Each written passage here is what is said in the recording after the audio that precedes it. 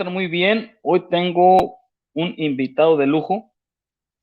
Tenemos aquí a nuestro buen hermano José Dredd, de los antagónicos, de las primeras generaciones que anduvo ahí en las redes sociales, de los apologistas antagónicos del Facebook.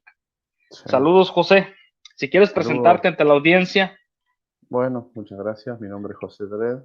Muchos ya me conocen acá. Soy católico de Oriente, en específico de rito maronita, el único rito que jamás se cismó de la Iglesia romana. Y eso es muy importante aclararlo en este momento porque conforme a los temas que vayamos hablando, esto es algo que da cierto testimonio a la hora de atacar estos problemas que Jaime después va a empezar a anunciar. Sí, me he dedicado a la apologética sobre todo, ¿no? Porque veo que Latinoamérica es un continente joven, es un continente que tiene muchísimo potencial, en su mayor parte, digo, a excepción de mi país, que es un caso muy diferente, tiene una tradición católica gigantesca, y desde otros lugares del mundo, por ejemplo, los sacerdotes que son del Líbano, que vienen a mi parroquia, comentan que tienen la imagen de que es una especie de tierra prometida a Latinoamérica por el hecho de que, digo, después, primero fue descubierta, fue evangelizada. Entonces, para gente que viene de una tradición cristiana de cuna, y en el caso nuestro, milenaria, digo, es un testimonio impresionante para un continente tan joven. Igual mi país pasó unos procesos históricos completamente diferentes, ya les aclaro de antemano, pero en ese caso, ¿no? Digo, tenemos un sistema al mejor estilo del laicismo francés, o sea, somos un país que sí, hizo mucha oposición a la Iglesia, y acá no estoy hablando de cuestiones solo políticas, iglesias con el Estado y todo eso, ¿no? Sino ya lo que es la propia espiritualidad de la gente. Así prácticamente el uruguayo por sí es deísta. Digo, y eso es una hidra de 7 cabezas que es muy difícil de combatir.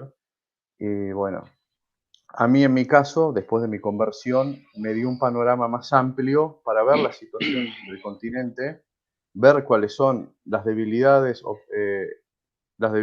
y las fortalezas de cada región, y bueno, y empezar a abordar estos problemas que vamos a hablar hoy, que si bien son problemas que hoy día se ven a nivel físico en el 1% de la iglesia, a nivel virtual y a nivel ideológico se está generando una levadura tan grande, que como decía San Pablo, un poco de levadura fermenta la masa.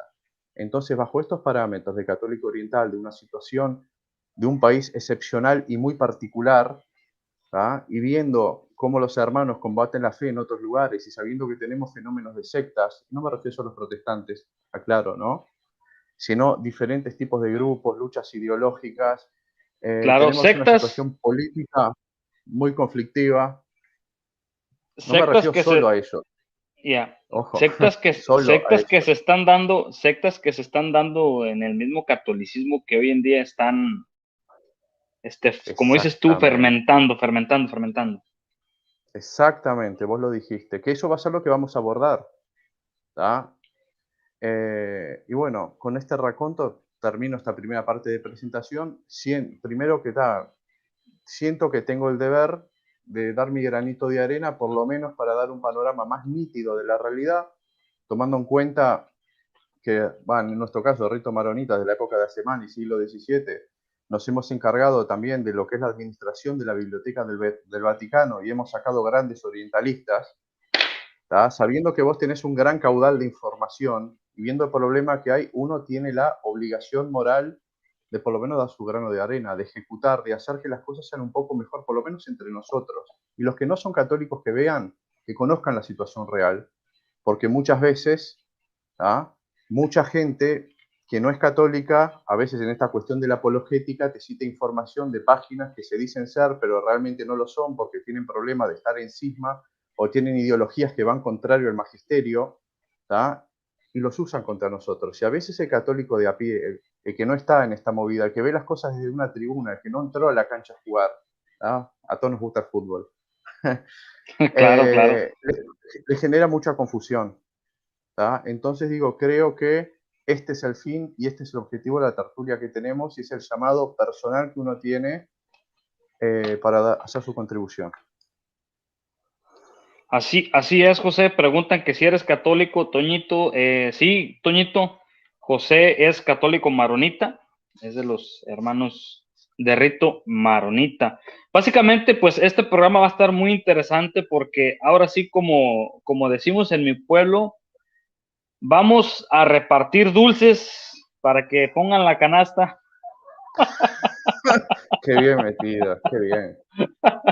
No, pues básicamente el programa se va a desarrollar en 4 preguntas, que Sí, son cuatro preguntas que van a abarcar el tema en total. específico y esperemos y podamos, bueno, en este caso José, que es el que yo quiero que nos aporte este tema, este, sea de gran ayuda y que tomen nota, porque se van a dar datos muy, muy importantes y muy interesantes. Pues José, ¿qué te parece si arrancamos con la primera pregunta? Sí, preguntar ¿De nomás. acuerdo? Venga. La primera pregunta que yo te tengo, ya te les había mandado desde el otro día, pero quiero que la audiencia sepa cuál es, que es la pregunta. ¿Qué tan importante es estar en comunión con el obispo de Roma y en obediencia plena con él? Bien, mira, hoy día, siglo XXI, la época que estamos, más importante que nunca. Pero no solo, a ver, a un nivel como se veía en décadas pasadas, de testimonio hacia afuera solamente, sino más hacia adentro. ¿Por qué? Porque obvio que lo normal es que cuando vos decís una persona es católica está sujeta al obispo de Roma, cree todos los dogmas y aún cosas que no son dogmáticas, pero son disciplinas que el magisterio puso, las obedece y punto, o sea, se acabó. Por eso el catecismo dice que hay asentimiento de fe, que es la cuestión dogmática, y después tenés un asentimiento religioso que son para aquellas cosas disciplinares. El problema que tenemos hoy día, ¿tá?, es que tenemos una democratización de los medios de comunicación. ¿Tá? Entonces, muchas discusiones que antes se daban en universidades, hoy día se dan entre la gente, entre el católico de a pie. Y el católico de a pie es parte de la iglesia. Ya un problema que se tenía contenido, por ejemplo, no sé, gente como Leroy, ¿qué te puedo decir? Fitzroy, Luisi, te estoy hablando de los modernistas más grandes que hubieron, que la iglesia los contuvo. Hoy en día eso se fue y el problema se puede salir fuera de control con lo que dijimos de la levadura. Entonces eso es un testimonio muy importante. Para el de afuera, porque va a decir cómo. Ellos se dicen que están muy unidos, que son la única iglesia de Cristo, esto y aquello, y mira cómo están. ¿Tá? Digo, nosotros tenemos procedimientos para ejecutar. Te puedo citar el ejemplo de una instrucción llamado Donum Veritatis, que fue escrita por Ratzinger, que en el capítulo 23 habla de la vocación del teólogo y en el caso de que haya un desacuerdo con el magisterio. El problema es que también digo, el pensamiento occidental, grecolatino en específico, tiende a armar esquemas muy teóricos de las cosas. Entonces nosotros nos quedamos en lo teórico, pero cuando nos tocan este tipo de situaciones, que a lo sumo los leemos en los libros de historia de la Iglesia, que fueron las controversias en el pasado, con herejes, con el emperador, todo eso, no sabemos cómo actuar. Entonces yo creo que es una cuestión de orden hacia adentro y de testimonio, no solo para los de afuera, sino para los de adentro que quizás no están muy aceitados en esta materia. Creo que hoy en día es más importante que nunca. Correcto. ¿No? Oye, José, ¿y tú a qué crees que se deba tanta rebeldía por parte de algunos grupos católicos hacia el Papa? ¿Cuál crees que sea el mayor problema en esa rebeldía que hoy estamos viviendo? Mira, yo creo que el mayor problema de hoy día es la ideología. ¿Tá? Primero vamos a definir términos, ¿qué es la ideología? La RAE te dice que son conjuntos fundamentales de pensamiento, ¿tá?, que distinguen una colectividad, que distingue una época, que distingue un movimiento cultural, sea político, sea religioso, sea lo que sea. Si nosotros nos comparamos a nivel del mundo, a un nivel general, la gente de afuera va a decir que somos uno más. Pero nosotros no podemos dejar esas grietas, porque primero que la última oración de Cristo, antes de ser crucificado, muerto, sepultado, resucitar, es el hecho de que seamos uno. ¿Tá? Y después de que seamos uno, el mundo va a creer que nos envió. Entonces yo creo que primero tenés un factor espiritual, o sea, preternatural, que viene del otro lado, que la herramienta que usas es el disenso, ¿tá? Y después vos tenés los intereses, ¿tá?, de ciertos grupos que hoy en día se dividen entre tradis y progres, derechas e izquierda, y se hacen ciertos encasillamientos, ¿tá?, los cuales nos dan una construcción artificial de la realidad y de la propia historia. Entonces hay gente que ignora todas estas luchas, todos estos intereses que existen entre el obispo fulano con la curia, o el papa contra Mengano y todo eso, entonces digo, a la larga se vuelve hasta rebelde sin saberlo. Es como un veneno, es como una enfermedad que vos no te das cuenta que la tenés, pero está operando. Eso para empezar. Mirá que esto no es nada nuevo, mirá que esto da para el rato. Es nuevo acá en Occidente, porque en Occidente siempre fue, aún antes del cisma con los ortodoxos y todos esos grupos que fueron excomulgados, sean persas, sean jacobitas, sean coptos, sean lo que sea, siempre la iglesia latina se distinguió sobre todo por el orden. ¿Tá? Allá digamos que era un poco más democrático, entre comillas, no democrático por el ejercicio de la autoridad, sino democrático por la participación de la gente. Si vos, por ejemplo, lees a Gregorio de Niza, uno de los capadochos, ¿no? De la iglesia de Constantinopla, en la obra que se llama Sobre la divinidad del Hijo, ¿tá? Él mismo decía, y te lo voy a empezar a parafrasear porque la cita es un poco extensa y si no perderíamos ritmo. Dice, bueno, que el carnicero discute con el panadero sobre si el hijo es igual al padre, pero después viene el zapatero y te dice que Dios es un Dios trino, y después te viene el verdulero y te dice que el Espíritu Santo es una emanación y que el Padre y el Hijo son iguales. Entonces, este tipo de discusiones que hoy nosotros, en esta época, sobre todo del siglo XIX, venimos manejando, que hoy en día está fuera de control por lo que hablamos de la democratización de los medios de comunicación, no es nada nuevo. Yo como católico oriental, que estudié más el catolicismo oriental que el occidental, y que muchas cosas del catolicismo oriental y de todo tipo de cristianismo en el siglo XXI se están reescribiendo. Con esa perspectiva que tengo, te puedo decir que no es un problema nuevo a nivel de cristianismo, pero sí es un problema nuevo a nivel de la iglesia latina sobre todo. Ojo, y este tipo de discusiones después se pueden sobredimensionar y se pueden proyectar al catolicismo oriental y ya se está haciendo. Eso vamos a ir hablando después. Te doy un ejemplo. Hoy en día tenemos la famosa crisis litúrgica, porque sabés muy bien que en el Concilio Vaticano II hubo una reforma litúrgica, entonces la codificación de la misa es diferente, y si vos ves una misa antes del concilio y después vas a que son cosas totalmente diferentes. El problema es, por ejemplo, hoy día, entre todas las cosas, se ha tendido a decir que el concilio degeneró la misa, y que hubieron observadores protestantes y que influyeron y un montón de cosas. Tenemos una tertulia en el canal Veritas Traditio que hablamos, es un video como de 3 horas, que no es nivel usuario, pero igual, cualquiera está invitado a verlo. Digo no es nivel usuario por la complejidad que tienen las fuentes. Ese es un ejemplo de los problemas. El problema litúrgico es el problema de hoy día y vos tenés dos facciones, uno los trad y otro lo que son los progres. Mirá, vamos a empezar a atacar el problema de las ideologías, porque tenemos que hacer una radiografía de cómo está la iglesia actualmente para después ver los puntos. Cuando tú me señales para ir poniendo yo las ilustraciones para que los que nos están viendo se vayan dando una idea del tema más conceptual. No. Sí, sí. Acá la cuestión, mirá, es así. Vos, por ejemplo, en el lado progre tenés el famoso sínodo alemán, que el problema no es el sínodo alemán, sino una camarilla que hay, un conjunto de obispos que están influenciados con ideas, entre comillas, progresistas. Pues el progreso no es malo, ojo, el problema son los ismos. Así como la tradición no es mala, el problema es el ismo, cuando vos te decís que sos el guardián de la tradición y empezás a juzgar que vienen los apóstoles y que no. Algo así como los protestantes cuando leen la Biblia, y empiezan con técnicas exegéticas y un montón de cosas, a meterse en un papel y en un lugar que no les corresponde. En nuestro caso, por nuestra eclesiología, le corresponde al obispo de Roma. Esto va concatenado con la primera pregunta que vos me hiciste, que todo se reduce ahí y es un problema eclesiológico. El problema que existe con ese sínodo, más allá de la ideología, también que esos países son los que más plata están poniendo en el Vaticano, porque todos sabemos que el Vaticano, más allá de que uno siempre dice la iglesia y lo toma como un todo ordenado jurídica y canónicamente, también es un Estado. Entonces, por medio de la economía y dentro de lo que sería la esfera política, intenta modificar la esfera canónica.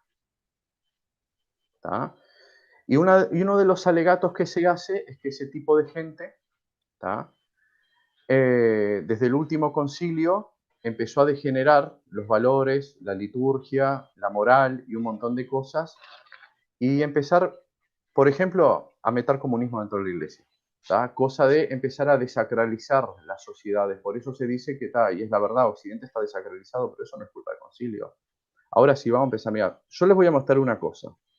Esto es sacado de una obra, ¿tá?, que se llama Proceso Político, las Fuerzas Armadas al Pueblo Oriental, ¿tá?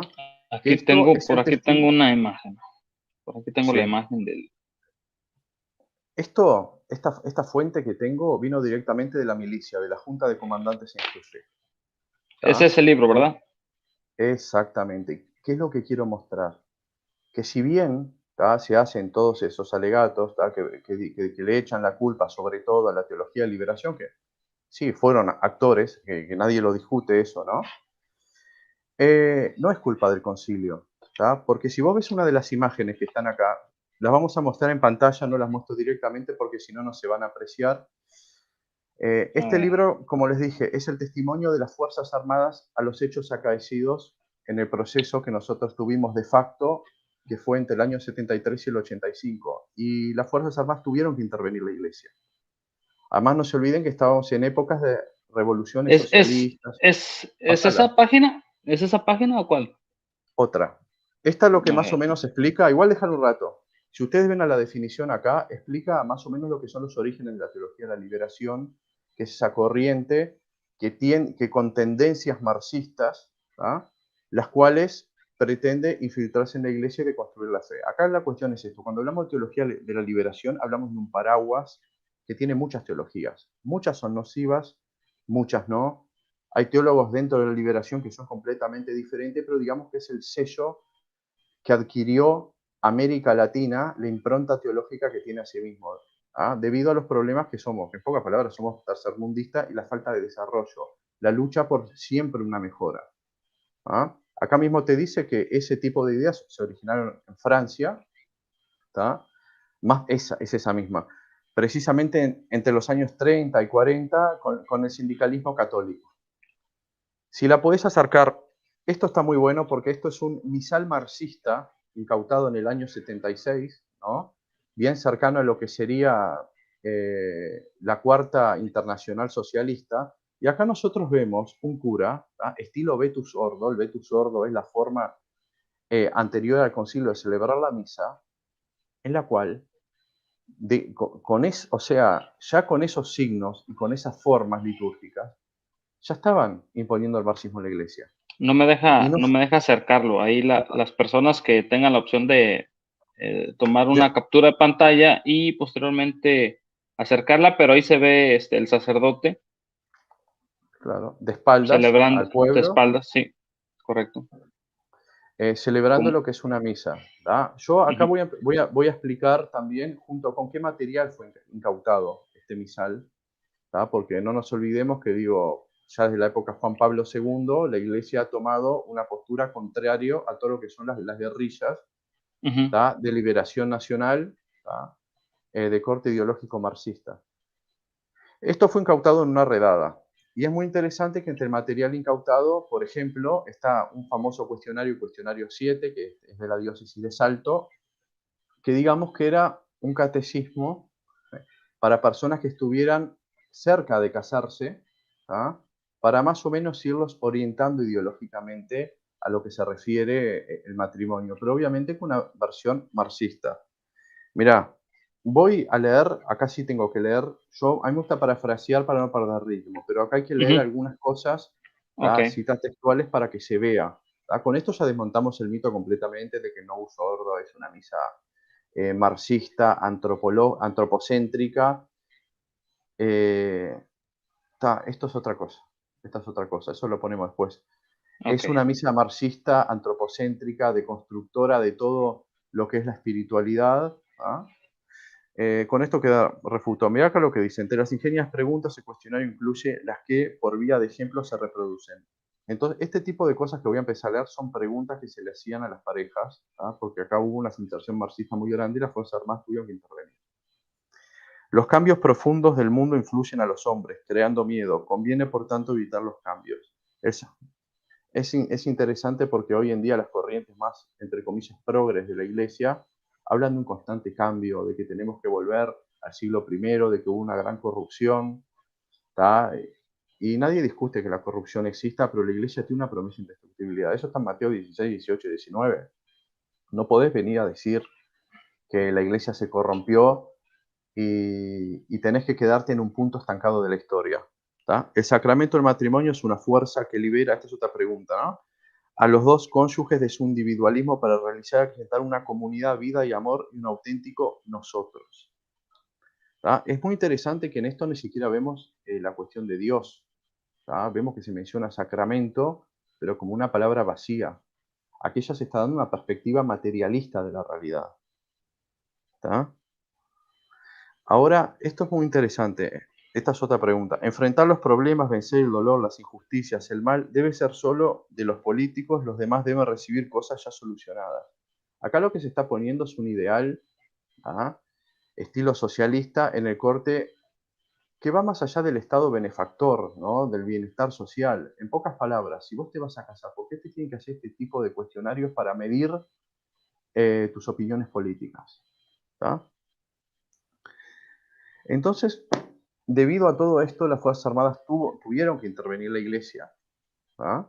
Y bueno, entre el material incautado está esto que nos sirve para evidencia, porque si no, mirá, el último concilio fue inspirado también por el Espíritu Santo, igual que los otros concilios que tuvimos, y no podemos hacer un reduccionismo histórico de tal manera para primero buscar un enemigo, ¿tá? Para atacarlo y empezar a dividir la iglesia, porque lo de buscar enemigos para juntar gente y empezar a dar una visión hemipléjica de un grupo social, en pocas palabras, eso es dividir la iglesia, es algo que está penado por Jesucristo, y mismo Jesús, si bien nosotros tenemos la promesa de indestructibilidad, ¿ah? El mismo Jesucristo, él mismo dijo, y da el ejemplo de Satán, que el reino de Satán está muy junto por el hecho de que si se divide, llegaría ciertamente su fin. ¿Tá? Se sabe que la iglesia no puede ser destruida, pero sí se nos pueden causar ciertos problemas, Problemas, ¿tá? sí. Que generarían un desorden y llevarían muchas almas a lo que sería la perdición. El gran problema de estos teólogos, de la teología de la liberación y todo eso, es que al dar una versión materialista de la realidad, Dios no tiene lugar.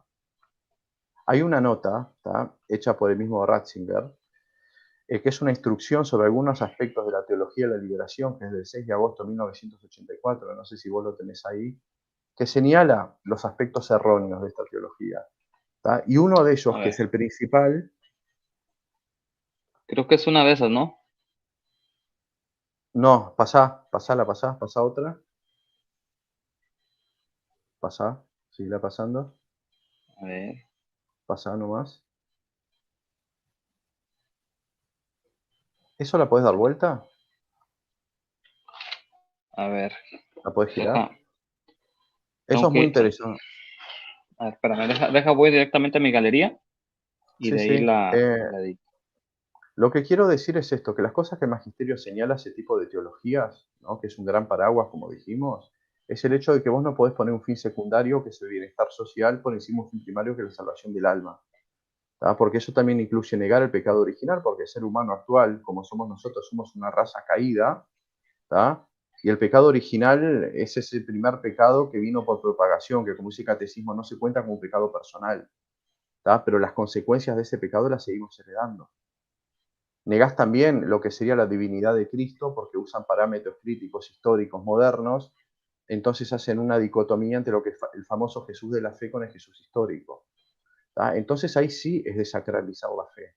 Pero eso no es cuestión del concilio. Ah, bárbaro. No es cuestión del concilio, ¿tá? Sino que ya son teologías que venían en formación y que ya estaban planeadas para ser adaptadas. Sea Betus sordo, sea no sordo, la cuestión no es una misa. ¿Tá? Eso es lo que quiero dejar en claro en este momento. Esto que ustedes están viendo es un misal un año previo a la reforma litúrgica. La reforma litúrgica se empezó a implementar en 1970. Este es un misal del 69. ¿Tá? Este misal se lo dio el padre Adolfo Chaper, que es doctor en teología dogmática, ¿tá? Que fue catequista de mi mujer, se lo regaló cuando tomó la comunión. Esto es una joya. También, si ven la tapa está hecha de nácar. Acá si ustedes pueden ver, ven un nuevo sordo y ven gente con mantillas en la cabeza. ¿Tá? O sea, así como nosotros pudimos ver un misal marxista, ¿tá? adaptado precisamente para lo que sería ese tipo de ideología.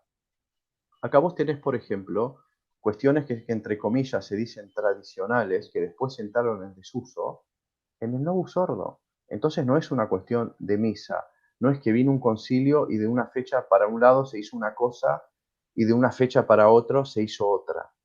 Eso no existe. Ese tipo de reduccionismo, ese tipo de polarización es lo que precisamente venimos a matar en esta tertulia. ¿Tá? ¿Podés ir pasando, te pregunto? Sí, sí, voy. Pasa, pasa. ¿Cuál? A ver. A Sí, ver, yo te digo. Eh, la de Benedicto no la encuentro.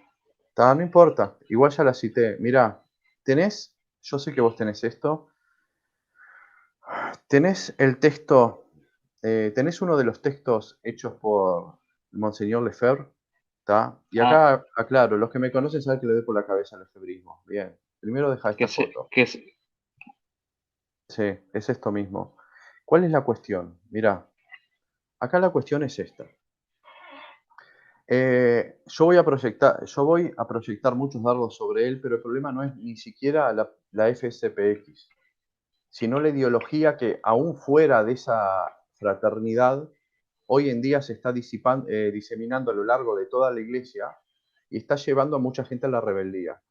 ¿Por qué? Porque cuando hablamos de grupos que le echan la culpa al concilio, que dicen que la misa está protestantizada, que hay un antropocentrismo bestial, que desacralizó todo. Él, por ejemplo, es el máximo exponente. Él no es el único, tampoco nos podemos reducir en él. Y muchas de las cosas se dice que es porque hubo intervención protestante. En sí nunca hubo intervención protestante, fueron observadores, como también fueron en el Vaticano I. Eso es una estupidez. Y esto te lo digo yo como católico oriental de rito maronita y de tradición siríaca. La misa que hoy ustedes, o sea, celebran, ¿ah? Es una misa netamente siríaca, es una misa maronita anterior al siglo XIV. ¿Por qué digo el siglo XIV o siglo XV? Porque en Medio Oriente hubo una época que la Santa Sede tuvo una política de querer latinizar los ritos orientales. ¿Tá? Entonces se hacían uso de muchos gestos, ¿tá? Y codificaciones latinas en las liturgias. También es una cuestión de disciplina y de unificación, porque también tenemos que decir, como yo mismo te dije, este problema que hoy en día está pasando, nosotros ya lo vivimos. Y nosotros también, digo, tuvimos épocas que nos partidizábamos, si bien nosotros nunca rompimos la comunión, ni estuvimos en cisma, ni nada, es más, somos el único rito de Oriente que se permaneció siempre fiel a la Iglesia Católica. ¿Ah? Esto está genial, déjalo acá. ¿Ah? Nosotros, entre las medidas que se han tomado, han sido de latinización, no solo para nosotros, para todos. También hay que decir que muchas de esas medidas se hicieron fuertes después del Concilio de Trento, que fue con el problema protestante, que en Oriente no existe protestantismo en sí. Digo, pueden ver alguna misión que otra, pero nunca fue un problema, porque cuando fueron se los sacó a patadas, se lo digo así derechito. ¿Tá? Es más, digo, hay mucha gente de Oriente que ni siquiera sabe qué es el protestantismo. Les digo porque acá nosotros estamos en una constante batalla con ellos, ¿tá? Y a veces los hacen hablar y se creen que es una última cerveza al estadio. El chiste es que ellos tuvieron un apoyo político y bueno, pudieron subsistir. Nada más. Pero ¿por qué voy con esto? Porque después de esa batalla contra el protestantismo y 100 años antes también hubo la controversia en contra del conciliarismo que pretendía redefinir la eclesiología y dejarlo al estilo de la iglesia ortodoxa. La iglesia romana, la iglesia latina, para evitar que se generan conflictos similares en Oriente, tendió a latinizar. Pero hoy en día le echan la culpa a los protestantes y eso absolutamente no tuvieron nada que ver en el concilio. ¿Qué vamos a decir? Que también tuvieron que ver en el concilio Vaticano I, que se promulgó la infalibilidad papal. ¿Tá? Y ellos también ahí estuvieron de observadores. Es risible eso. Y esto sí, voy a leer lo que dice ahí, que ustedes también lo pueden leer. ¿Tá? Esto es sacado de un libro que se le atribuye a Marcel Lefebvre, llamado La Misa de Siempre. ¿Tá? Técnicamente, ¿tá? Eso es una recopilación hecha por el cura Patrick Trodel, ¿tá? En el Seminario de Sagrado Corazón de Saitkhonen, en Alemania. ¿Tá? O sea, y que él, de las conferencias que daba Lefebvre, empezó a hacer una gran recopilación y presentar el pensamiento de él. ¿tá? Esto es muy interesante porque también es algo inédito que poca gente sabe. ¿Por qué? Porque acá no estamos hablando solo de los argumentos que se diseminan a través de tal o cual página, que es lo que estamos acostumbrados a consumir, sino que acá lo que tenemos es información del corazón de la propia fraternidad, del propio líder instruyendo a sus discípulos. Mientras hoy les dicen, ¿tá?, que es una misa protestante y todo eso, ¿tá?, y yo como católico maronita te digo eso, y si no, por ejemplo, no sé, lean los libros de Silly Beghiani, por ejemplo, ¿tá?, que es uno de los máximos teólogos maronitas y orientales a nivel mundial, ¿ah?, que es de Brooklyn. ¿Ah? Miren lo que dice el propio Marcel Lefebvre, ¿ah?, pues también ese tipo de ideologías y por esos procesos de acción generan supremacismos. Entonces el hecho de creerse mejor que el otro fomenta también la polarización, que es lo que estamos tratando de mitigar. Miren lo que dice, empiezo a leer. Nosotros los romanos somos los que tenemos la tradición más hermosa y esta tradición que nos viene de San Pedro y San Pablo, los fundadores de la Iglesia de Roma. Nosotros tenemos la tradición más venerable de toda la Iglesia y la más extendida. ¿Por qué destruir nuestra liturgia para adoptar la de los pequeños grupos orientales? Ellos son responsables, pero ¿qué idea esta de imitarlos? Siendo que más bien ellos tendrían que adaptarse a nosotros. Voy a leer otra cita. ¿Tá? Fueron dichas el mismo día, el 1 de octubre de 1979. Se ha añadido un quo pro vobis tradetur a las palabras de consagración del pan. ¿Por qué esta añadidura? No es algo que invalide la consagración, pues los católicos orientales la emplean y la empleaban antes, y no se puede decir que los católicos orientales tengan formas inválidas porque son católicas. ¿Vieron qué diferente que es todo esto al speech que hoy en día se hace? Que se habla de que las consagraciones no te dicen que son inválidas, como te dicen los sedevacantistas, pero sí te dicen que son dudosas, ¿no? Te dicen que la misa fue protestantizada y en el propio corazón de la fraternidad se te dice que no. Entonces vos te das cuenta, ¿no?, que acá, o sea, hay un doble discurso. Y todo esto se da porque si ustedes leen, por ejemplo, la Constitución para la Liturgia Sacrosanctum Concilium, en el párrafo 4 dice que todos los ritos son iguales entre sí. El problema es que, claro, que con estas medidas que se tomaron desde el Concilio de Trento en delante, de latinización y todo eso, hay mucha gente que creía que su liturgia era superior, que porque el Papa, que es el máximo jerarca de la cristiandad, estaba en Roma y tienen un rito de tradición romana, pensaban que son superiores. Nosotros, ese tipo de sentencias, como las que dice la Tai Sun, que dice que la iglesia romana es la madre y maestra de todas las iglesias, a nivel litúrgico, y aclaro, litúrgico, no eclesiológico, porque eclesiológico es obvio que el obispo de Roma gobierna sobre toda la cristiandad, pero a nivel litúrgico siempre se le dio una primacía de honor a la iglesia romana por el hecho de que, a ver, desde el siglo IX en delante todos los papas que nos salen son papas occidentales y generalmente son italianos. Te puede salir algún francés, algún español. Si te sale español probablemente le hagan una leyenda negra como le hicieron a Borgia, ¿tá? Porque la mayor parte de las cosas de Borgia no son verdad. Es más, gracias a Borgia, y si no me equivoco fue en el Tratado de Utrecht, se acabó el conflicto colonial entre España y Portugal. Borgia fue uno de los primeros también en decir que paren la mano con los indios y de especular que no tenían alma y cosas por el estilo. ¿Ah? Él abogó mucho por los indios también. Entonces, claro, si vos tenés todo ese bagaje histórico y ese caudal encima, es obvio, ¿tá?, es obvio que vas a generar tendencias supremacistas, te guste o no, ¿tá? La iglesia romana es muy afortunada, punto. San Pedro murió ahí, la iglesia en su conjunto entendió que ahí está el centro de poder, porque Jesucristo se lo delegó a San Pedro. Eh, es impresionante, digo, es como, no sé, ser brasilero y ponerte a hablar de fútbol. Es algo por el estilo, pero tampoco se crean que en todas las cosas son mejores, pues en la cuestión de aplicar la autoridad, por supuesto. El obispo de Roma es la piedra, ¿tá?, es la piedra visible de la unidad, por eso es la roca, por algo a Simón se le puso Pedro y no se le puso otro nombre, ¿tá? Pero eso aplica a un nivel eclesiológico, a un nivel litúrgico. Todas las liturgias vienen de la fracción del pan. Y después cada pueblo fue adaptándose conforme a sus usos y costumbres. Obviamente hay cosas esenciales en liturgia que no se tocan. Y después hay cosas no esenciales, como el idioma, como la vestimenta, como algunos gestos, que sí los podés adaptar tranquilamente. Entonces, el no saber lo que es esencial, lo que no es esencial, no saber si se te abre un contexto eclesiológico o un contexto litúrgico y todo eso, empieza ya a generar un poco de fermento para que la levadura reviente. ¿Tá? Eso es así, ¿viste? Y acá en esto, bueno, ¿esto para qué sirve? ¿Cuál es el objetivo de mostrar estas citas de Lefebvre?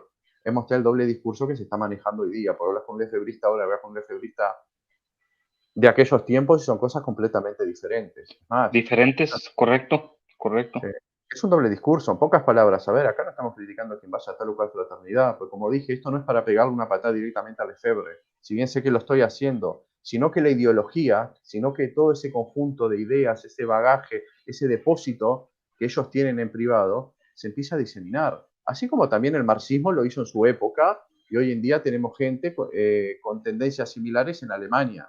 Aclaro, estoy tratando de ser lo más equitativo posible con esta hidra de dos cabezas que es el modernismo, ¿tá? Este bicéfalo, que por un lado vos tenés un conjunto de ideologías, entre comillas, tradicionalistas, y después tenés las otras son progresistas. A ver, la tradición progresa, pero progresa porque se desarrolla, no porque evolucione. ¿Tá? Porque también acá la cuestión es la redefinición de los términos. Y a veces cuando nos ponemos a hablar entre nosotros, si no tenemos los términos clarificados, no llegamos a acuerdo. ¿Y quién es el que te clarifica los términos? El magisterio, en comunión con el obispo de Magisterio. Roma. Si vos, por ejemplo, lees la carta de julio del 76, que está escrita en latín, que nosotros la tradujo Reiner, me acuerdo, y el Plachet se la dio el padre Christopher Cortés Pliego, que ahora está en México y es profesor de teología bíblica, estuvo en Frankfurt, ¿no? Sí, ¿Ah? estaba en Alemania. Creo que estaba en Está en Alemania. Alemania. Él mismo le dijo, el mismo Pablo VI le dijo a Lefebvre, mirá que tenés una eclesiología falseada en los puntos esenciales. ¿Tá? Y un obispo sin jurisdicción al margen del obispo de Roma y de los demás no tiene la potestad para decir lo que es tradición y lo que no. Te digo, pues también está el speech de que él son solo problemas disciplinares. Mirá, yo puedo, por ejemplo, no sé, en mi trabajo no cometer una traición, pero si yo desobedezco una orden sin causa justificada o creyendo yo que otra cosa es lo correcto, siendo que es algo no esencial, yo voy a llevar un castigo, cuanto más en la iglesia de Dios. Claro. ¿Tá? Esto es algo que va de cajón. ¿Tá? Es más, vos vas a la Comisión Ecclesia Dei, que si no me equivoco es del 83, y dice que usa la palabra cisma con respecto a ellos por el hecho de que no tienen una concepción, o sea, que tienen una concepción estancada de la tradición. Y si vos vas al último motu propio del Papa Francisco, llamado Tradiciones Custodes, él mismo dice la palabra cisma y al lado pone Marcel Lefebvre, o sea, que no vengan con esto. Es más, el mismo Pagliarani, ahí recomiendo un estudio hecho por Teófilo, en el canal de Teófilo del Sur, porque él mismo fue a la página de la fraternidad y todo. El mismo Pagliarani, que es el actual jerarca, dice, tenemos diferencias doctrinales irreductibles. ¿Ustedes saben lo que es una diferencia doctrinal? A ver, si a nosotros se nos pide unidad, si nosotros tenemos mecanismos para manejar el disenso, si de eso depende la credibilidad del mundo a nosotros, como lo dijo Jesús antes de ejecutar su obra redentora, nosotros no podemos darnos el lujo de diferencias doctrinales. A ver, nosotros no tenemos una eclesiología denominacional como tiene el protestantismo, que ellos dividen en doctrinas primarias, secundarias y después formalmente, hablo a nivel de confesión, no a nivel de opinión, Ujú. formalmente tienen confesiones diferentes. En el catolicismo no se da, eso está condenado. Lo condenó, si no me equivoco, Pío XI. No me acuerdo si es Mystici Corporis, es una de esas. ¿Tá? Entonces digo, el problema ideológico que hoy se está viviendo es bravísimo. Una por la cuestión de la credibilidad y todo lo que es el entorno espiritual. Y hay otra cosa también. Estamos hablando de un fenómeno, ¿tá? Y esto, claro, no voy a hacer una acusación, pero luego como quien estudió contra terrorismo en octubre del 2021 con Sanjar, que eso lo mencioné también en otra tertulia, que es la Escuela Militar Británica, genera focos que pueden derivar en acciones terroristas. ¿Por qué? Porque se empieza a radicalizar una persona de tal manera, ¿tá? Con un constructo artificial de la realidad, y creyendo que están haciendo lo correcto, se juntan, se aglomeran entre ellos y pueden terminar en una locura. Te digo, ¿sabes por qué? Porque vos sabías que el terrorismo se divide en olas y estamos en la cuarta ola y la quinta ola, que sería el terrorismo del siglo XXI. Para unas décadas más tarde se cree que es terrorismo religioso. ¿Tá? Terrorismo religioso. Hoy en día, cuando vos hablas de eso, vos hablas, por ejemplo, del salafismo en el Islam, ¿tá? Que es un terrorismo que se basa más bien en ideas religiosas y de cortes redentoristas. ¿tá? De corte muy apocalíptico. En pocas palabras, se va a pudrir el mundo, o sea, se va a reventar todo, nos tenemos que preparar para el fin del mundo, el Mesías viene, etcétera, etcétera, etcétera. ¿Tá? Por ese tipo de ideas que se propagan y que vos las ves en el Islam, ¿tá? Por ejemplo, en Norteamérica, en Estados Unidos, ¿tá? Y te lo digo por gente, y acá esto va a ser un bombazo, ¿tá? Hay grupos estilo Redneck que ya se están armando con ese tipo de ideología. ¿Tá? Entonces, lo que yo les digo directamente es que también el objetivo también de esta tertulia es que ustedes sepan detectar ciertas conductas para evitar que una persona se radicalice y sea un enemigo potencial. Además hay otra cosa, que el terrorismo de futuro es cibernético también. Entonces, al tener un terrorismo cibernético, te ahorras un montón de gastos. Por ejemplo, cualquier manual, cualquier catecismo adulterado, cualquier forma de adoctrinamiento, ¿tá? La podés pasar más fácil. Y no es como antes, que tenías que tener una imprenta, hacer panfletos, distribuir la propaganda, armar una base de operaciones, etcétera, etcétera, etcétera. Y una cosa que es muy interesante, que es basado en lo que él mostró, mostrarlo vuelta si podés, es un mail, ¿tá? En época de pandemia, esto es del obispo de Kazajstán, el obispo de Borat, como nosotros le decimos, ¿no? Que la pandemia fue un fenómeno muy interesante, porque obviamente hubo una nueva estratificación social, eso no lo podemos negar. Vemos las políticas de los gobiernos, veo que se hicieron vacunas en tiempo récord, porque este tipo de vacunas demoran 4 años, ¿tá? Pero esto no es lo que quiero tocar. El problema es cuando vos empiezas a meter lo religioso en el medio. Acá si nosotros vemos, no sé si la puedes acercar un poco, ¿tá? Del obispo de Es Borat, todo, es todo ¿tá? lo que me permite acercarlo desde aquí. Como estoy en Ah, el no importa, celular, no importa, no importa. Si la gente lo hace, mejor, ¿tá? Esto es un sí. mail enviado de él, ¿tá? Los que gusten ahí, que de los que están viéndonos, en los comentarios, si quiere que le mande las capturas de este mail, manden un ¿tá? mensaje por el Facebook o por el Slack y ya yo se las comparto. Si vos lo subís a YouTube, quizás pueda entrar en la descripción del video, no sé. Pero lo que quiero decir es esto. A mí me gustaría que muestres la otra imagen, pues yo quiero que se vea la dirección, de dónde salió, para que se vea que es genuino, ¿tá?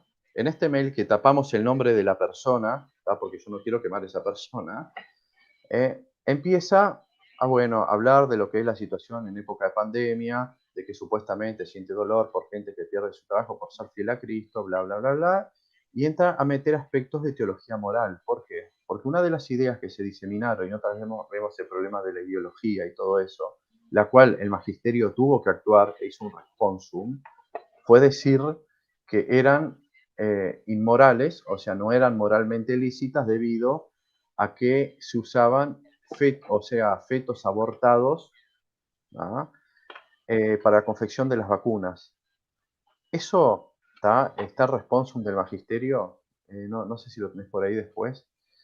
Eh, Demuestra también que es falta de estudio, porque para empezar, vos para saber si algo que viene hacia vos es lícito o no moralmente, vos tenés que ver los medios que se utilizaron, ¿tá? Para llegar a ese fin. Vos me dirás, sí, un aborto, pero acá la cuestión no es que se abortó gente con el fin de extraerles tejido y hacer la vacuna. No, es gente que ya estaba muerta por un montón de causas. Y una cosa y esto lo consulté con una amiga, Isabel, que ella es médica, es de Guatemala, ¿tá? Es que me dice, pero qué gente ignorante, ¿no sabe que la medicina experimenta con tejidos de gente muerta para hacer ciertos procesos? ¿Ah?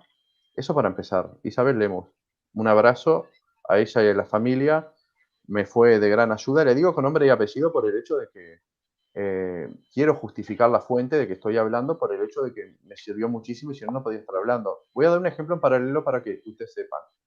¿Recibir un riñón que te haga falta es moralmente lícito o no? Yo te pregunto a vos, por ejemplo, Jaime, ¿vos qué me dirías? Pues para mí sí, Obvio que sí.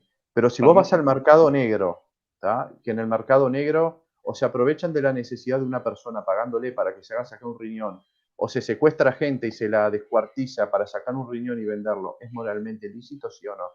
No, Obviamente, porque se hizo una acción mala supuestamente con un fin bueno. bueno, No es el caso de las vacunas, estamos hablando de gente que no fue abortada con el fin de desarrollar la vacuna, sino que, bueno, lamentablemente si fueron abortos, ese pecado lo tendrá que pagar la persona que lo hizo Y si estamos hablando de muertos, bueno, fue gente que murió por otras causas. Digamos que esos muertos ya estaban archivados, están en el closet, hablo en general. Entonces, es más, la Congregación de la Doctrina de la Fe mandó un responsum, o sea, una respuesta hablando de lo que sería la licitud moral de las vacunas, explicando lo que son las cosas. Doy el ejemplo paralelo de riñón o de cualquier tipo de órgano para que se vea cómo cuando vos una problemática social la extrapolás al plano espiritual o al plano canónico, lo que termina generando. Sí. Y bueno, conforme a lo que he estudiado de contraterrorismo y todo ese tipo de cosas, se puede generar foco. Yo no estoy diciendo que son terroristas ni cosas por el estilo. Vos podés apuntar a una persona si sos un terrorista. ¿Por qué no lo podés hacer? Pues estás hablando de un fenómeno sociológico. Es un fenómeno que no se puede reducir a fórmulas.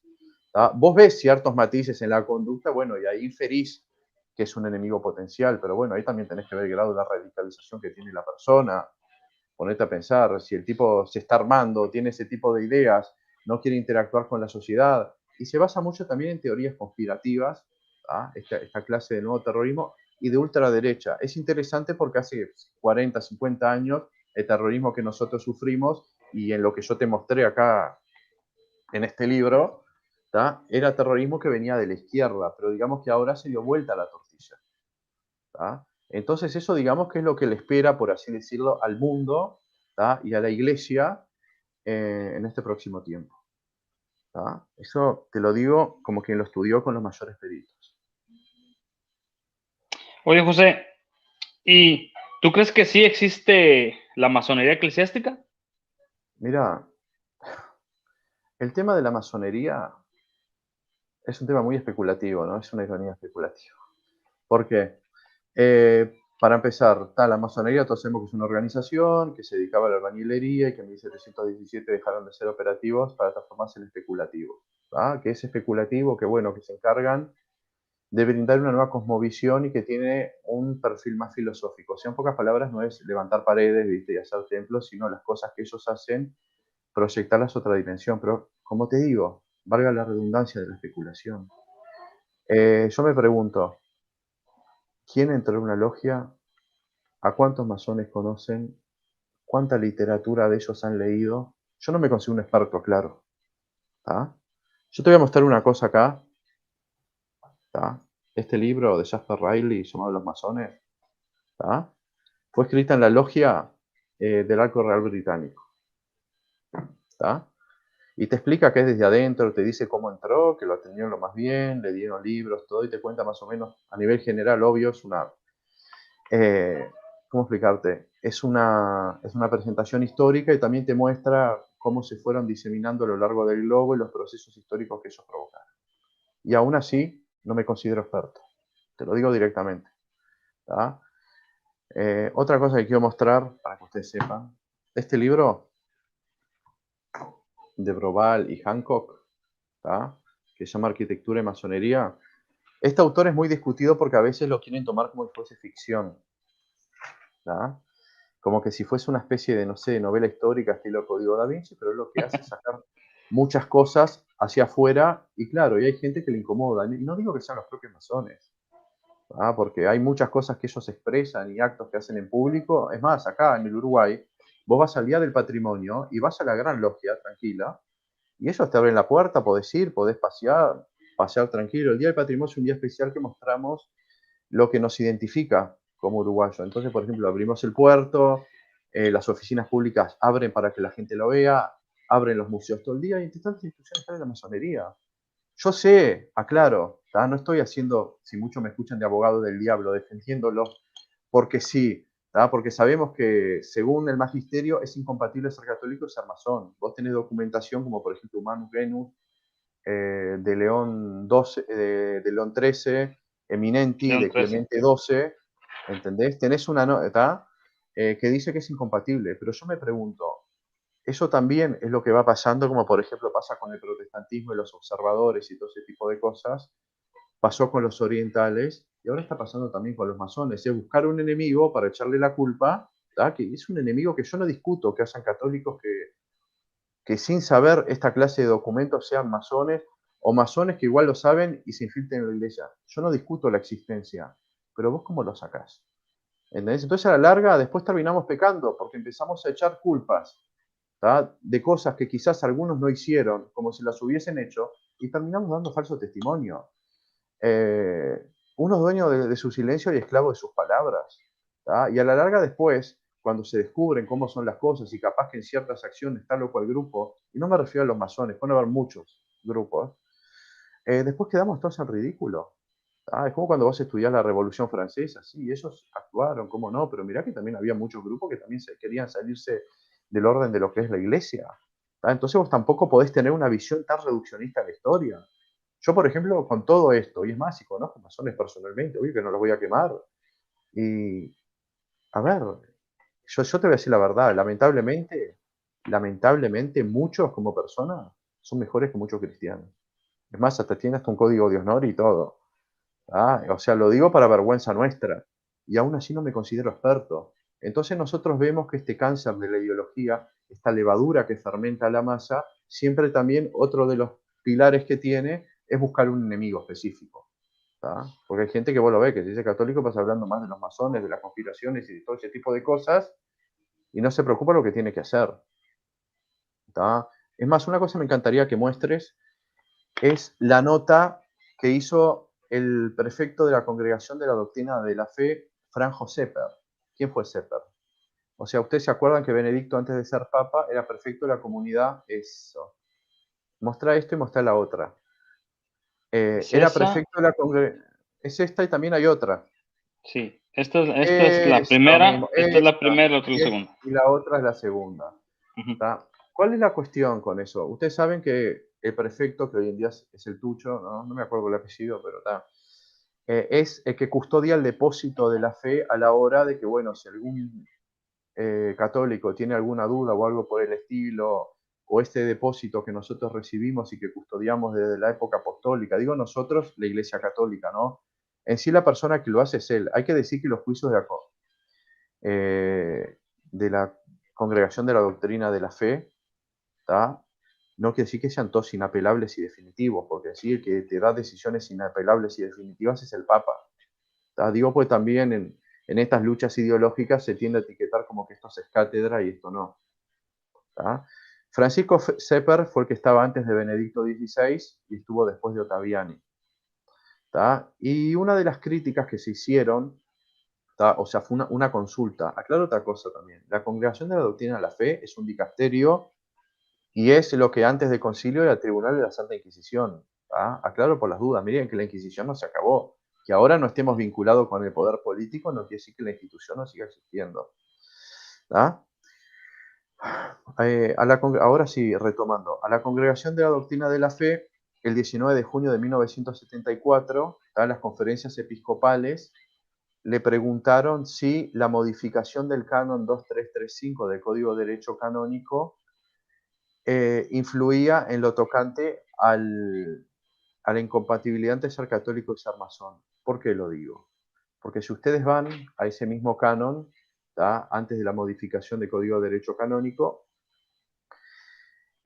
antes de una actualización que hubo, entre la sociedad, se hablaba de que era ilícito pertenecer a sociedades secretas y se mencionaba explícitamente la masonería. Después se lo sacó. Mucha gente, muchos detractores, mucha gente que va contra la autoridad, contra el magisterio, que no espera, que habla antes de tiempo, empezó a pegar el grito en el cielo y decir que la iglesia se corrompió, que esto es una confirmación de que el propio concilio se corrompió y un montón de cosas más.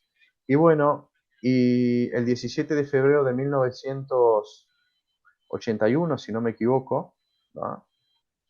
Me parece que es esa la fecha. Si no, a ver, fíjate, ¿tá? Creo que por ahí Si está no, la... no, está bajo el todo. ¿Tá? Acá la cuestión es esta. Se dio la respuesta y en pocas palabras se dice que no cambia nada el estatus. El problema es que tampoco vos podés estar apuntando a un grupo específico.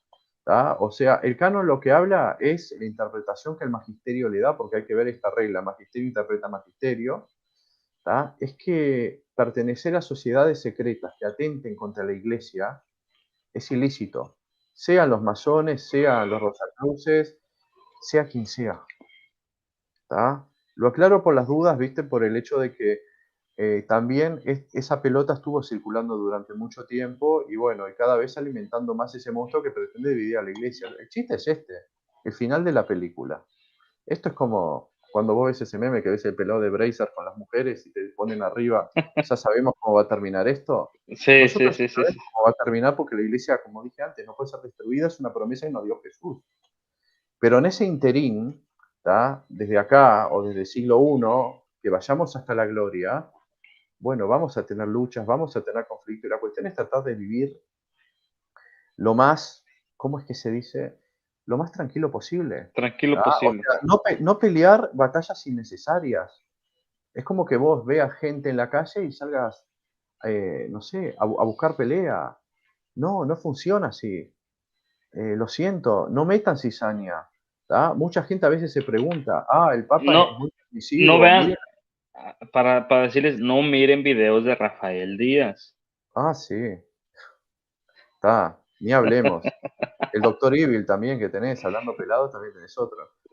Ojo, yo me peleé ayer la cabeza, ¿no? Digo, hace mucho frío acá y yo ando siempre pañuelo porque está, es ya una costumbre.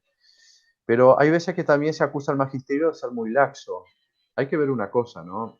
Que el mismo Jesús dijo que hay que dejar crecer el trigo y la cizaña al mismo tiempo. Porque Sí, no sí, sea que te para escucho. saber cuál, sí, para no cortar el fruto bueno y dejar el fruto malo. Exactamente, porque no sea que vos queriendo cortar cizaña dejes trigo. Y hay gente que quizás esté confundida y le tengas que aclarar las cosas. Y después, bueno, a su debido tiempo ya está, se las cortará. Te voy a dar otro ejemplo, pero ahora vamos para el lado progre. ¿Ah? ¿Viste el problema que hay con el sínodo alemán? Que tenés sobre que ellos estaban reclamando bendiciones al estilo sacramental para parejas del mismo sexo. Sí. ¿Ah? La congregación, y también otra de las solicitudes que hacían era ordenar mujeres. ¿Ah? Y todo eso, el Papa Francisco dio un responsum, no sé si vos lo tenés ahí, ¿tá? No, En el cual, no lo tengo aquí a la mano. no importa, ¿tá? No importa, en el cual da una explicación teológica de por qué no se puede hacer eso. O sea, primero no se pueden bendecir parejas del mismo sexo, ¿tá? Porque va contra lo que sería los principios fundamentales de la teología sacramental. Esos principios fundamentales sí son cosas que heredamos de la época apostólica y son inalterables. Y con lo otro que hizo en el caso de que vos quieras ordenar una mujer, ¿tá? Porque el sacramento del orden es incompatible con el sexo femenino, ¿tá? Es más, como dice Juan Pablo II, si no me equivoco, ni siquiera a la Virgen se le dio ese privilegio. Bueno, Dios eligió hombres. Si no quiere decir que se les discrimine ni que la iglesia sea machista, sino que cada uno tiene su rol. Las mujeres, por ejemplo, y sobre todo en Oriente, te lo digo como católico oriental, ellas han tenido más desempeño en lo que es lo carismático. ¿Entendés? Lo que son manifestaciones del Espíritu Santo. ¿Tá?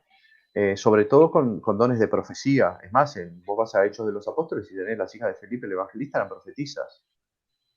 ¿Entendés lo que te quiero decir? O sea, no es que se discrimine. Y bueno, está, y en eso también Francisco las declara todas inválidas y encima cambia el Código de Derecho Canónico para poner penas más graves. Para ellos, ¿tá? Para los que hagan ese tipo de ceremonias y encima para los que ordenen mujeres y también prohibió la intercomunión con protestantes, porque ellos al tener una teología sacramental diferente a nosotros, nosotros no podemos comulgar con protestantes. ¿Tá? Entonces, por ese principio que dio Jesús de trigo y cizaña y todo eso, es que a veces parece que el magisterio no hace nada, pero acá nosotros lo que estamos haciendo es citándote los documentos y mostrándote cuestiones con fotos y todo ese tipo de cosas, ¿tá? Para mostrar, no, miren, la Santa Sede actuó. El problema es que también, digo, esto antes, este tipo de cosas se manejaban en universidades, se daba una carta de excomunión, todavía la Santa Sede te escrachaba porque agarraba una herejía y le ponía tu nombre para dejarte inmortalizado como un hereje y te ibas para afuera. Pero hoy en Sí, día, sí, sí, digamos sí. que esto, al llegar a todos los extractos de la iglesia y sobre todo el pueblo de Dios, hay que manejarlo de otra manera. ¿Tá? Hay que dar sus tiempos, ¿tá? Hay que hacer sus análisis, sus reflexiones, hay que comunicarlo, hay que enseñarlo y bueno, y a su debido tiempo se irá. También las obras de esa gente se tienen que manifestar, ¿tá? Porque digo, vos podés ver un foco ideológico nefasto, ¿tá? Pero vos quizás no viste nada raro, entonces bueno, ¿tá? Se le da un tiempo de reflexión para que la persona no cometa ninguna locura. Si la comete, después se ha vuelta, el ejemplo de Lefebvre es claro. Él siempre tuvo problemas doctrinales con la Iglesia, en especial que en el último concilio hay 2 constituciones dogmáticas que desarrollan la eclesiología y lo que son las fuentes de la revelación, como Dei Verbum y Lumen Gentium. Y más allá de toda la cizaña que tiró y todas las movidas y cruces que tuvo con la Santa Sede, cuando a él se le dio por ordenar 4 obispos sin permiso de la Santa Sede, ¿tá? Ahí se los comulgó, porque todos sabemos que ordenar un obispo, ¿tá? Para los que puedan traspasar el sacramento del orden, es un delito canónico y es de lo más grave. Porque si vos sos hereje y ordenás gente, estás alimentando más herejía, ¿entendés? Sí, Estás dándole poderes espirituales a gente que no está conforme a la verdad y que no pertenece a la iglesia nuestra. Porque la ordenación es una transmisión de poderes espirituales. Nadie está dudando sí, que los sacramentos sean inválidos, pero sí son ilícitos. Porque cuando un sacramento es válido o inválido es cuando se reconoce que el Espíritu Santo operó para ejecutarte la acción. Cuando vos hablas de licitud o ilicitud, estás hablando de un marco más canónico, o sea, fuera y dentro de la iglesia. Te doy un ejemplo. La iglesia ortodoxa tiene 7 sacramentos. ¿Tá? Son válidos. ¿Tá? Además, ellos vienen, al igual que nosotros, de la época de los apóstoles. ¿Tá? Pero son ilícitos. ¿Por qué? Porque están fuera, porque no tienen estatus canónico dentro de la iglesia. ¿Tá? Con los protestantes, el único sacramento que para nosotros es válido es el bautismo. el bautismo. Porque las iglesias históricas, ¿tá? Las comunidades históricas de ellos, lo hacen con verdadera materia, forma e intención conforme a nuestra teología sacramental. Pero obvio, ellos no son parte de la Iglesia Católica hasta que no apuren de sus errores. ¿Tá? Entonces, digamos que son ilícitos. ¿Tá? Este tipo de cosas es bueno aclararlas también porque, bueno, como siempre digo, por no aclarar términos, si no es conforme a las definiciones que el magisterio da, se generan focos ideológicos nocivos y se pudre todo. Es así. ¿Tá? Viste que estoy intentando darle palo a tanto a uno como a lo otro. Digo, o sea, Sí, también hay que decir, así sí, como por eso dije al inicio que íbamos a repartir dulces. totalmente, pues como yo te dije, viste, no es solo contra la FSPX ni es solo el sínodo alemán, sino son las ideas que ellos manejan que se diseminan en gente que ni sabe, o sea, que no está enterada de muchas cosas y quizás tengamos gente en el error que ni ellos mismos lo sepan. Y son focos, tal, que si estos focos cobran, por ejemplo, mucho alcance social o hasta alcance político, pues terminan en desastre. O sea, así pasa con esos grupos del Islam y bueno, ya sabemos cómo son catalogados. Ojo, yo no, como dije, no los estoy llamando terroristas, pero, pero hay ciertos rasgos característicos que empiezan a configurar un perfil debido a la radicalización excesiva. ¿Ah? Es así. Yo creo, es más, la mejor arma para combatir esto es este tipo de tertulia que estamos dando. Claro. No es ir a la casa de uno y meterle un tiro en la cabeza, ¿no? A veces sí dan ganas, Esco no te voy a negar, pero excomuniones ipso facto. sí, Y fíjate, y ahora que estamos hablando de eso, pues surge la última pregunta ya para concluir, qué tan importante crees que sea el testimonio en las redes? Esto te lo pregunto en base, porque como tú sabes, hay varios que son de la vieja escuela de los apologistas en las redes sociales que se encargaban de, pues de hacer como un contraataque que se logró desde mi punto de vista, porque yo recuerdo cuando el Facebook estuvo, se catapultó, que ya la gente sí, era muy frecuente que lo usara. Yo recuerdo que en las redes sociales había del mundo protestante personas muy bien, yo diría sí. preparadas en cuanto a su ideología de ellos y su doctrina, pero también de los católicos había un fuerte músculo combatiéndolos, y de repente como que se fueron todos esos, pero quedaron otros Sí, que, pues tú sabes a lo que me refiero. De ahí surge lo que se denominó, lo que denominamos la apología del garrote, que el esto se tejudo. da en Ah, ambos ámbitos, ¿eh?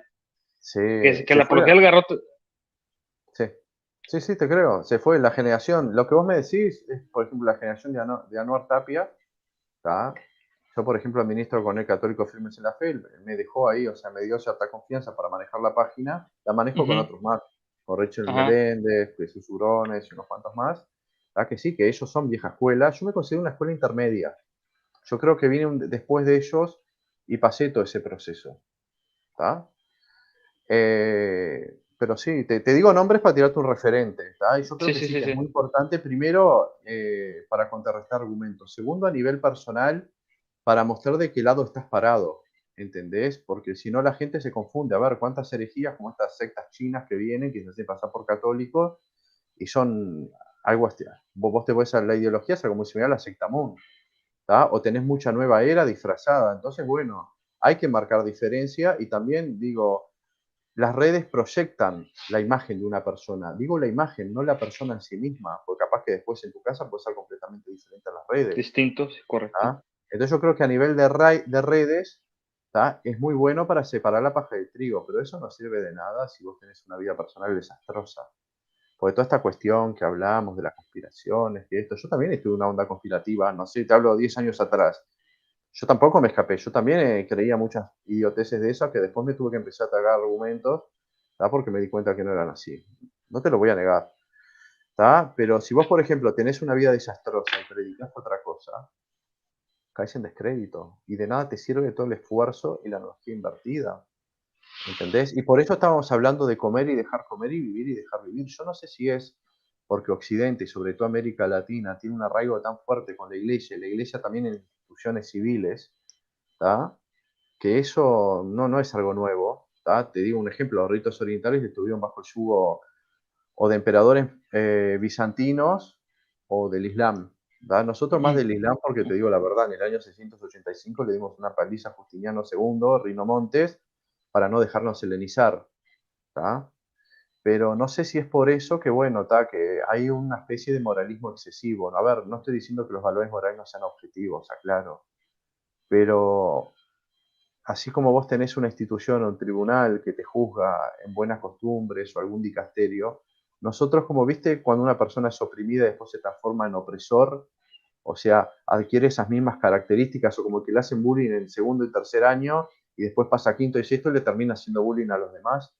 Yo creo que esa mezcla nociva entre política y religión, con esto no estoy diciendo que los católicos no puedan participar en política, claro, ¿tá? Pero de vincular al clero con la política y todo ese tipo de cosas, creo que en la propia feligresía ha generado eso que a la larga termina siendo repulsivo, porque vamos, una persona que no sea católica, ponele que tenga 25 o 30 años para arriba, o menos, ya tienen edad suficiente para saber lo que tienen que hacer o no tienen que hacer. ¿Y qué lo vas a estar disfrutando con que te van al infierno? Si capaz que ni siquiera creen. Entonces yo pienso que el testimonio personal, ¿tá? Y la manera de llevarlo es algo muy importante. ¿Tá? Es algo muy importante. Y te voy a decir una cosa, hablando de rebeliones y eso es lo que nosotros, ¿viste? A veces nos jactamos de la obediencia, que también la sufrimos, ¿no? Nosotros, por ejemplo, cuando Antioquía estaba siendo tomada, ¿no? Por los maronitas de Antioquía de Siria, ¿tá? Y después por el siglo X se fue para el Líbano por los constantes asaltos de los árabes, ¿tá? Aclaro eso también. El emperador, y te hablo Justiniano II, ya con Constantino IV el imperio empezó a gozar de cierta estabilidad, pero después vinieron de vuelta invasiones islámicas, quiso helenizar toda la zona. Y el rito maronita es un rito de tradición siríaca. Nosotros conservamos el arameo, que es el idioma que hablaba Jesús. Es más, de los dialectos que hay es el más parecido. Es el arameo occidental, ¿entendés? Y nuestra liturgia es completamente diferente a la liturgia bizantina. ¿Tá? Vos andá a una iglesia ortodoxa y mirá lo que somos nosotros y vas a ver que son cosas completamente diferentes. En especial si estudias documentos como el Kitab al-Huda, ¿viste? Que son documentos que en la época que nosotros estuvimos exiliados del siglo VIII al XI. ¿Tá? Y nosotros le dimos una paliza al emperador por una cuestión de no perder la identidad como pueblo, pero cuando después vino la época de las latinizaciones, ¿tá? Y como he dicho específicamente después del Concilio de Trento, nos hemos sometido al Papa, obvio, sí, hemos tenido problemas de obediencia, yo no te lo voy a negar. ¿Entendés? Digo, pues claro, acá no solo estás tocando una liturgia, sino que estás tocando un pueblo que nació de un monasterio, ¿tá? Porque los maronitas nacen del monasterio de San Marón, ¿tá? San Marón Ujú. vivió entre el siglo IV y murió en el año 410, ¿tá? Entonces, claro, vos al tocar eso tocas la identidad nacional de una persona. Y aún así, con todo ese dolor del mundo, nosotros nos sujetamos al obispo de Roma. Punto. Te lo digo con esto. Para nosotros hoy día, el último concilio, también hay una cuestión, ¿no? Se habla mucho de los observadores protestantes que lo único que hicieron es ver. Pero si vos, por ejemplo, vas a quienes confeccionaron, hicieron los borradores para los documentos, que después, por ejemplo, los terminaría gente como Ives Congar escribiendo, las constituciones dogmáticas, lo que es liturgia y lo que es pensamiento cristiano y filosofía. Fueron todos teólogos orientales, sobre todo melquitas y maronitas. Te puedo citar desde Máximo Cuarto Saí, Máximo Quinto, hasta el patriarca Bellara Pedro Pablo, y otros cuantos más. ¿Entendés? O sea, nosotros, y tal, yo te mostré la cita de Lefebvre, que no era estúpido, él sabía que fuimos los que influenciamos para dar este giro a Occidente. También yo creo que fue algo muy necesario por el hecho de que Occidente está sufriendo una crisis de misticismo, con todo ese tipo de paradigmas científicos racionalistas, materialistas que ya venimos arrastrando de hace un par de siglos. Entonces se necesita una vuelta al misticismo, ¿y qué más místico que, a ver, que nosotros? ¿Tá? Ojo, no digo que seamos los más místicos, Claro. tampoco hay que generar un supremacismo oriental, porque capaz me viene un armenio, me va a decir que él es más místico, después me viene un egipcio, me dice que es más místico. ¿Tá? Pero sí, usted, así como nosotros hemos necesitado cierta disciplina, ¿tá? Digo, bueno, quizás Occidente necesita que le soplen un aire nuevo de misticismo para así, bueno, poder seguir afrontando, porque vamos a decir la verdad, si no es con el Espíritu Santo, por obra humana, es como dijo Gamaliel cuando agarraron a Pedro y a Juan, y ellos están hechos 4 de los apóstoles, déjenlos tranquilos que prediquen, que hagan sus cosas.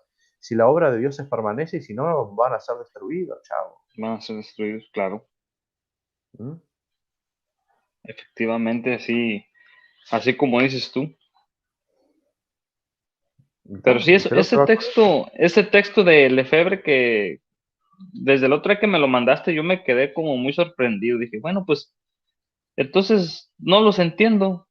A los lefebristas se quejan de algo que no tiene ni sentido.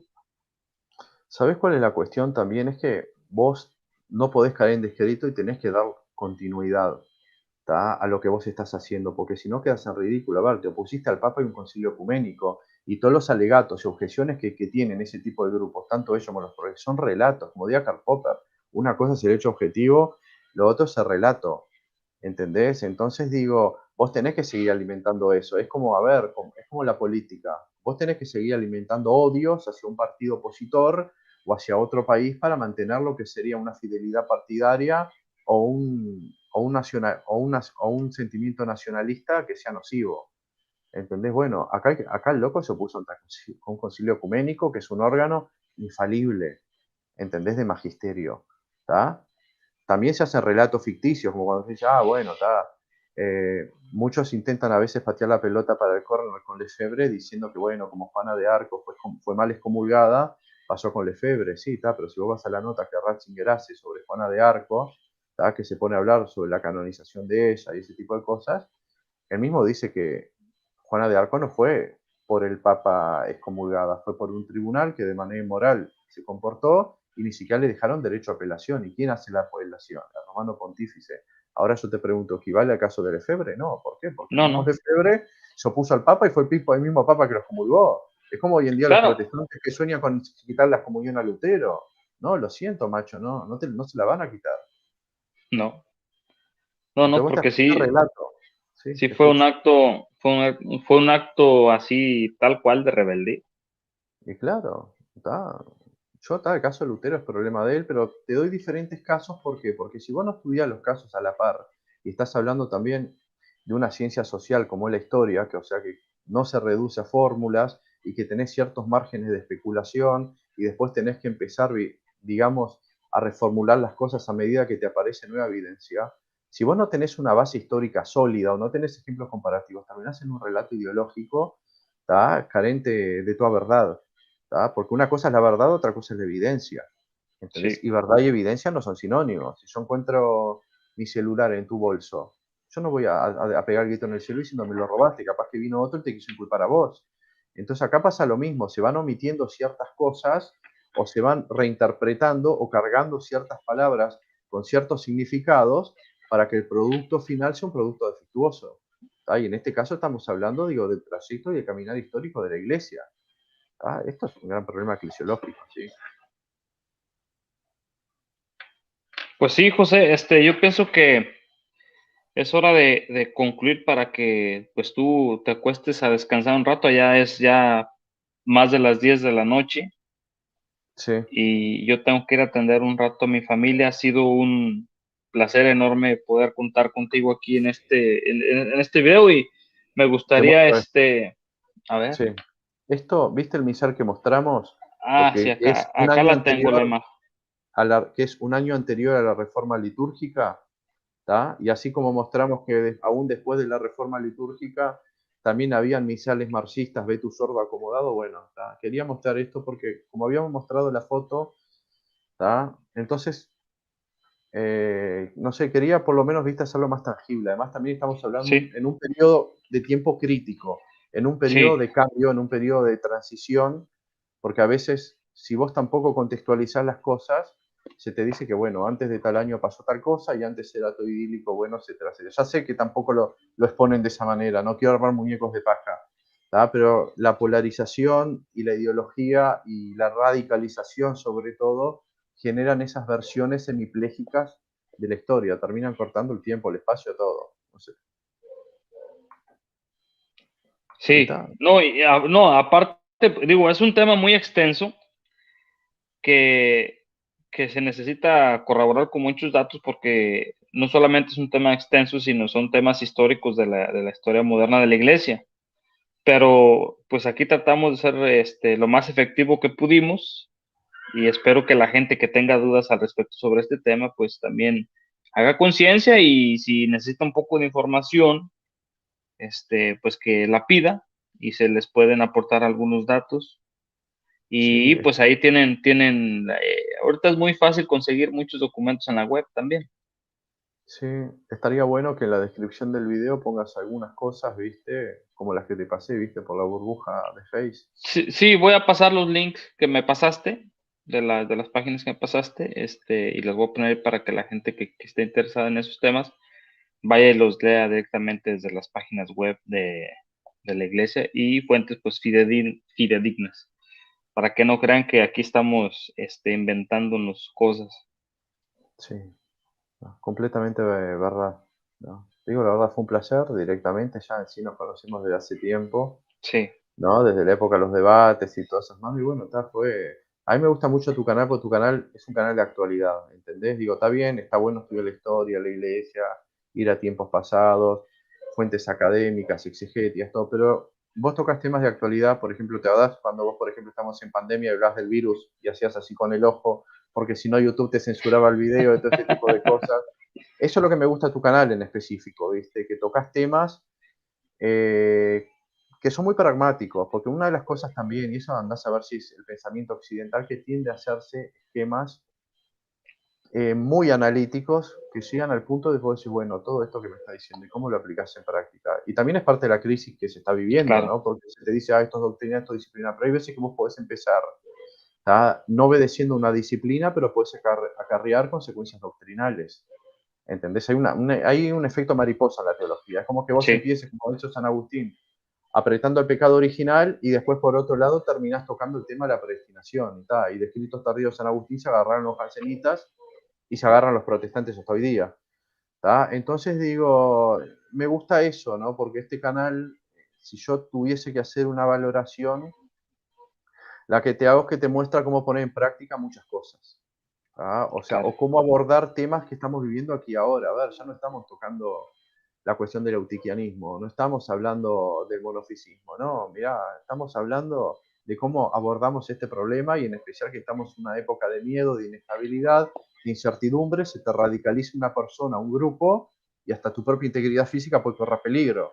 Vos Claro, estás no, en y Estados Unidos. es que, porque, digo, es que de pronto hay gente que como que todavía quiere volver a hacer el concilio contra los protestantes y volverlos a excomulgar, o sea, la iglesia ya se manifestó, ya están esos temas cerrados, ya no queda más que afrontar nosotros a los problemas presentes como iglesia, lo que nos toca vivir y pues ir poco a poco de la mano de Dios en comunión con la iglesia, sin andar ahí queriendo imponer eh, cuestiones personales o ideologías personales o comprensiones personales a la gente.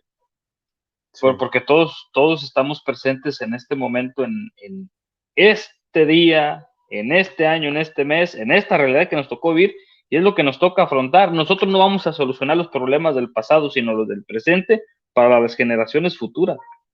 Además, viste que una de las cuestiones que el concilio hizo énfasis es que cuando se puso a hablar de eclesiología, y ya lo ves en Lumen Gentium, y esos esquemas a los más conservadores no le gustó, fue también mencionar el papel que tiene el propio cristiano, ¿no? El papel que Claro. tiene lo que sería el propio católico de a pie, ¿entendés? Con eso no quiere decir que se desautorice el magisterio porque siempre va a estar ahí, ¿tá? Pero es muy interesante que nosotros tenemos este papel. Es más, el siglo XX se ha caracterizado por ser siglo de los laicos, y los laicos hemos tenido mayor protagonismo. Un ejemplo es el Opus Dei, Movimiento para Laicos, y te voy a citar dos. Otro, San Egidio, yo me junto con la gente de San Egidio. Es más, te voy a decir una cosa.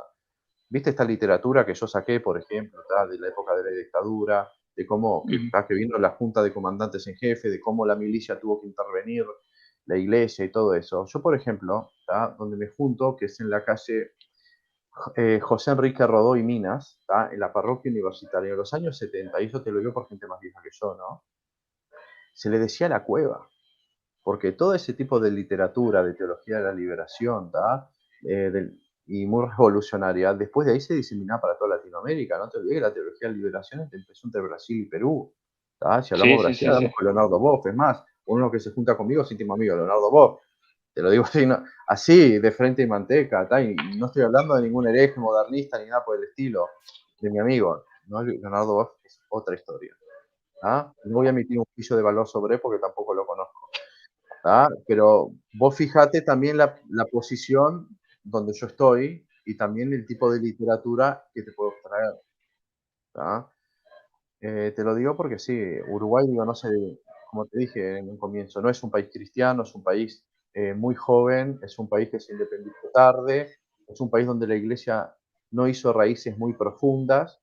En menos de 50 años ya se empezaba a secularizar todo, y no es la cuestión solo de que ciertas instituciones o ciertas labores le empiecen a tocar, por ejemplo, no sé, registrar bautismos, casamientos, no estamos hablando de la relación iglesia-estado a nivel organizacional, sino estamos hablando a nivel de pensamiento, a nivel de cómo se iba educando la nueva sociedad. Por ejemplo, si bien los jesuitas, si no me equivoco, fueron los primeros maestros en este país, ya creo que en la época, ahora poner 1870, por ahí, en la época de la Torre, ya empezaron a traerse maestros venidos directamente de Francia.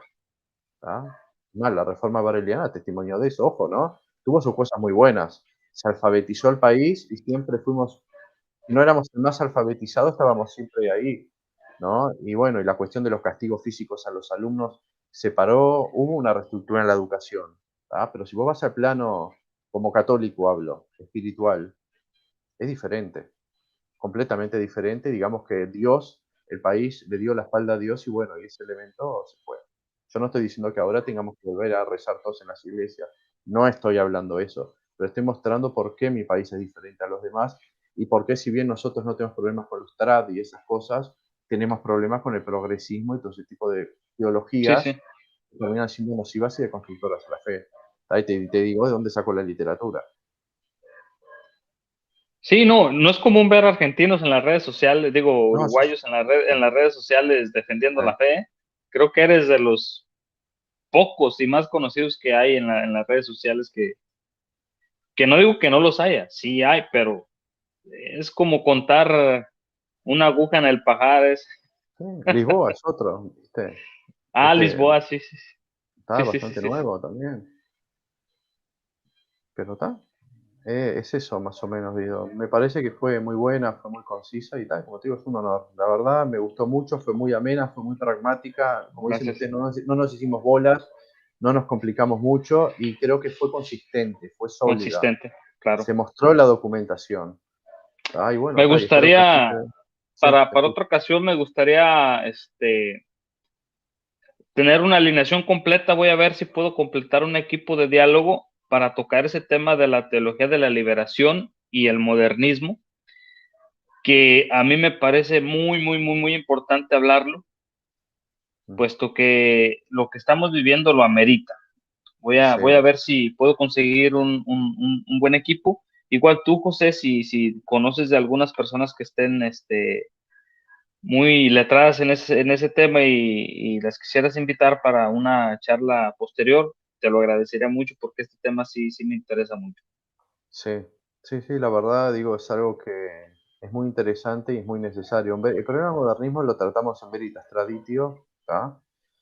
Que es la página más o menos donde yo me muevo para darle por la cabeza al movimiento trad, ¿tá? Que también, viste, hay otra cosa que es muy interesante, tratamos de, viste, ir desmintiendo las calumnias, sea para el lado que sea. Viste que también se ha dicho que Papa Francisco es comunista y se muestra a veces recibiendo una cruz en forma de hoz y martillo de Evo Morales, pero tampoco si se te dice, se te muestra la parte que él dice que no está bien y todo ese tipo de cosas. ¿Entendés? Sí, sí, También, Abad, decime, ¿qué comunista te condena todos los años el Holodomor? Angie tiene un video. Angie es una de las colaboradoras de nosotros, referente a todo eso. Vamos, es como que un turco, viste, reconozca el genocidio armenio. ¿Tá? ¿Entendés? Son cosas que no tienen sentido y nosotros manifestamos. O como cuando se ha dicho que el Papa nombró a Lutero testigo del Evangelio, que ese es un epíteto que se autoimponen los propios luteranos cada vez que se van a juntar en comisiones con la Iglesia Católica. Creo que fue una declaración del 82, que ahí en el canal lo tenemos ese tema también tratado con la documentación a la vista. Entonces, viste, como diría Henry de Lubac, la estrategia de esta clase de grupos, Henry de Lubac es muy odiado por esta gente, es precisamente sembrar discordias o calumnias para dividir la iglesia. Como digo, sabemos cómo va a terminar todo, pero la cuestión es por lo menos ahorrarnos estas incomodidades. claro, claro. Bueno, pues José, verdad muy agradecido, No, gracioso. un gustazo enorme, te mando un abrazo a la distancia y pues con Igualmente, esto concluimos por hoy. Pues que Dios te bendiga y ahí estamos a la orden, José. a vos también y a toda tu familia, y muchas gracias al público por estar acá, a nuestro ¿Tienes lado. Muchas gracias alguna, por lo que nos tienes algún canal de YouTube aparte de la Veritas página web que me Traditio.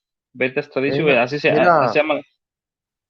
te voy a ser honesto, no tengo un canal en específico porque lo que es la producción y todo lleva muchísimo tiempo y no tengo tiempo, tengo mucho trabajo y no, y la situación que ahora estoy pasando estoy bastante apretado. Esa es la verdad. Colaboro también con la Andamos, gente, igual, colaboro con Historia del Cristianismo y con Hugo Delgado también, cada tanto me aparezco por ahí, me invita. A José sí, Plasencia también, me tocó hace como ah, 2 semanas con él. estabas ahí con José Plasencia. Sí que es Sí, de los que más yo recomiendo también para en cuanto a temas de apologética, José Plasencia es de los más serios que hay en el YouTube. Para los que gusten ir a ver sus videos, también ahí está el canal de José sí. Plasencia. Para los que gusten seguir a José Dredd ahí en el Facebook, ahí lo van a encontrar. Y pues nada, pues que tengas una feliz noche, José, y pues ahora sí que hasta la próxima. Igualmente para vos y tu familia. Saludos.